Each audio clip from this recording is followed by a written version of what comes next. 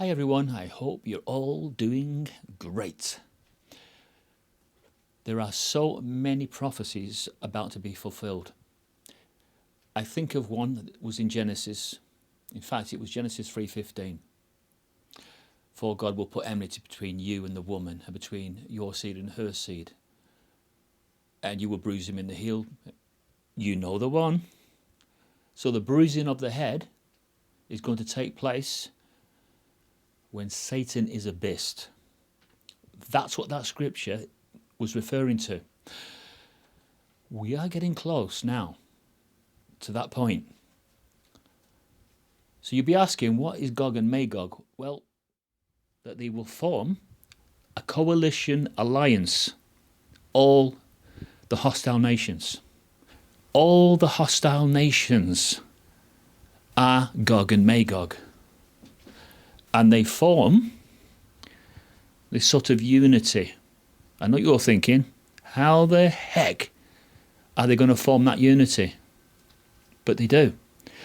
And the reason why they form that unity is because they know that there's a powerful force coming that is so powerful that they're going to need everybody to fight against it. And that's why they become Gog and Magog. So although we're aware that what happens in Israel is that they would be surrounded, there'd be war to the left, south, north, that Israel would be virtually surrounded. And that would be the case if you look at the map now. So if the Arab alliance, they form their unity, and then they decide they'll attack Israel, this is likely to bring in everybody. Russia, they're keeping an eye on the situation. Putin will come in with Iran. China will come in with Russia and Iran. And this will involve the whole of the world. And this is the Gog and Magog war that eventually, this is the scripture where God gets hold of all the fighting nations, Gog and Magog, and he drags them to a place in Hebrew that is called Armageddon. He drags them there. And then there's this one-sided battle that takes place between the most powerful forces, non-human forces, and Satan's earthly hordes, Gog and Magog, this coalition alliance group. And that's why they form this group, because each of those nations are worshippers of Lucifer. They're Satan's hordes on this earth, and they actually love him. And they love him so much that they want to fight for him. So that means that they're aware that God's messianic kingdom is the next ruling authority on the earth. They must be aware of that fact, or they wouldn't fight for Satan the way they do. And I think we're all going to witness this. I think it's likely that we will see the complete destruction of Gog and Magog. And that's why the whole world will beat itself in lamentation. It will lament, it will say, if only, how did I get this so wrong? But today I heard something really interesting, and I was trying to get back to the BBC News to see whether I could get a repeat of it. But somebody went before the camera, somebody that's representing the United Nations, and they specifically mentioned peace and security. Now, this is not the cry of peace and security. This is not the false declaration. But this is them paving the way for it. And it's the New World Translations of the Holy Scriptures that has that right. And the Jehovah's Witnesses, they have that right. Because they've been telling you for years, they've been telling us all, that there will be this cry of peace and security. This false declaration. And of course, Article 51 talks about international peace and security. But That was very, very interesting to me when I heard him say that. And I thought to myself, this is prepping. This is prepping the whole world for this pseudo announcement to come. And then the formation of the nations. And then after that, people, it's time for the United Nations to enter into the frame. Now, you know that the United Nations in the Bible is referred to as the disgusting thing that causes desolation, because it stands in a holy place, a place in which it's not earned the right to stand. You see, that place where it's standing, there's only one source, one powerful source that deserves to stand there. And that is God's Messianic kingdom, which is capable of bringing lasting peace to the world. Man is not going to bring any lasting peace. He's not going to do, because man loves war. War makes money. It is so profitable. He can hide all his dirty laundry through war. It's called money laundering. And that is why the United Nations, who are just that shop front for the beast, that's all they are, and the beast hides behind them and then just pushes the United Nations to the front so that the United Nations can say a few words that mean absolutely nothing, because they've got no intentions of following through with anything they say, because the beast won't allow them. So let's look at this situation in more detail. What surprised me was that on the 22nd of September, that Benjamin, and don't ask me to pronounce his surname, it's a bit of a difficult one to pronounce, but the Israeli president, he held up a chart and he was more or less saying, these are the plans for the Middle East. And he was bringing everybody in on these plans and saying that we'll have better relations here, better relations there. But then in the news, a few days after that, you got Biden giving Iran $6 billion. $6 billion, which they say we owe them. We said if they don't pursue their nuclear ambitions, we'd give them $6 billion.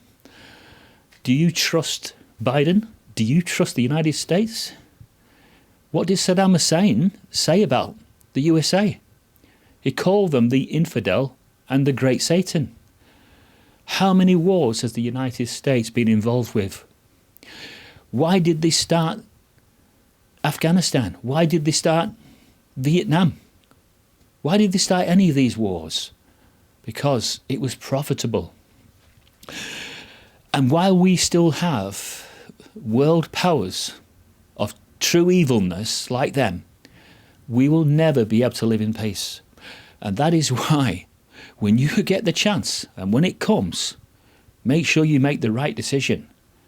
Because it is only God's Messianic kingdom that is going to solve the problems of the world forever. Not temporary. These are not going to be like a temporary, put a plaster over it, it'll be fine for a while. No, the Messianic kingdom is going to be a permanent solution.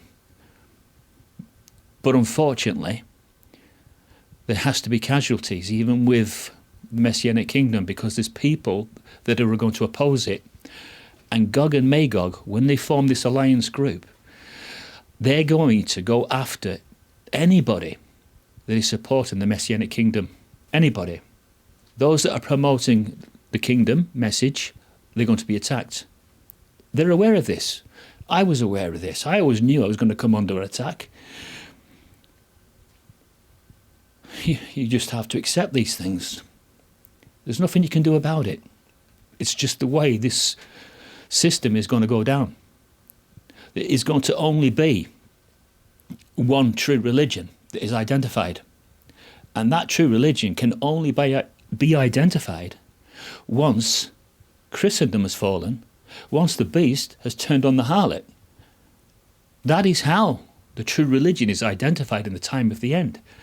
And then Gog and Magog, who will not be happy at this point, because they will have seen all religion go, and they'll just see one sore thumb sticking out. And then, at the moment that you attack the apple of God's eye. It's the apple of God's eye that causes him to react the way he does. And then that'll be it for them. Now, I would expect now that we'll be in this confrontational period now, and then we will go into the Great Tribulation. The Great Tribulation is the cut-off period for salvation. There has to be a cut-off period. The door to life, or the get your name in the book of life, that will not be an easy thing to do once the tribulations start, because if that is the cut-off period for salvation, you've got to think of it like somebody has come while you're in the ark with Noah, and they've shut the door, but you're on the outside. You can't get in. And the door cannot be opened by a human. You see what I'm saying? So at the point of the start of the Great Tribulation, if that is the cut-off period, then that is the time when the hailstorm message, the stinging message, will have to be given to these evil forces, to these political warmongering nations that form the alliance. They'll have to be told. But I think they already know. They can't be followers of Satan, Luciferian lovers, and not know that Satan has, or he is in, direct competition with the Almighty. I think they know. Now, if I can explain this Gog and Magog coalition that's going to take place, I'd have to do it with another photograph. This one. So behind me you've got a dramatisation picture, if you like, and obviously this is costumes of old, but it's to represent the hostile nations that come together. And the reason why they come together is they believe they'll be stronger together when they're fighting such a powerful force as God's Messianic kingdom. And that's why they come together. Now, I know what you're thinking. It's physically impossible for China and Russia, the United States, Great Britain, you get it, all of them, to come together as one. And I know what you're thinking. That's ridiculous. That'll never happen. But some very, very unique and strange things will happen in these last days, which you will not believe. And that is going to happen. They are going to come together. And that's why they become Gog and Magog. Because they believe that if they stay together and fight what they can't see, the powerful force that is God's warrior angels in the form of the Messianic kingdom, they believe they stand a better chance. But it's mainly because they have this love for Satan in the time of the end. They love him. He's given them everything they've ever wanted. Power, prestige, money, everything. Satan has given them everything. And so they will fight for him until he's abyssed. And that's what is going to happen shortly. And then at that point then, Genesis 3:15 will have had complete and utter fulfillment.